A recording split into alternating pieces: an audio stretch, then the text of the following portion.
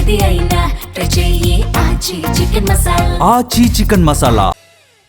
Plan A B అంటుంటారు కదా, మన హీరోలు ఏకంగా ప్లాన్ సి డి కూడా రెడీ చేసుకున్నారు. సింపుల్గా చెప్పాలంటే మీరు క్యూలో ఉన్నారు అంటున్నారు. ఒక్కొక్కరు ఒకరిద్దరు కాదు, ముగ్గురు నలుగురు, కొందరైతే ఏకంగా 1/2 మంది దర్శకుల్ని బ్యాకప్లో ఉంచారు. వాళ్ళ సినిమాలు సెట్స్ పైకి వచ్చేది ఎప్పుడో తెలియదు, కానీ బ్యాకప్ మాత్రం పీక్స్లో ఉంది. మరి ఏ హీరో ఎవరిని లైన్లో పెట్టారో ఎక్స్క్లూజివ్గా చూద్దామా? రాజమౌళితో సినిమా చేస్తున్నప్పుడు తెలియకుండానే భారీ గ్యాప్స్ కామన్. అందుకే ఆ తర్వాత వేగం పెంచేస్తుంటారు హీరోలు.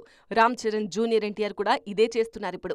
ముఖ్యంగా చరణ్ అయితే గేమ్ చేంజర్ సెట్స్ పై ఉన్నప్పుడే బుచ్చుబాబుతో పెద్దికి ఓకే చెప్పారు. ఇది సెట్స్ పై ఉండగానే సుకుమార్ సినిమాకు సై అనేశారు. 2026లోనే సుకుమార్ చరణ్ సినిమా పట్టాలెక్కనుంది. మరోవైపు ఎన్టీఆర్ కూడా అంతే. RRR తర్వాత దేవరకు టైం తీసుకున్న తారక్ ఆ తర్వాత మాత్రం జోరు పెంచేశారు. గత ఏడాది వార్ 2తో వచ్చిన ఎన్టీఆర్ నీల్ సినిమాతో బిజీగా ఉన్నారిప్పుడు.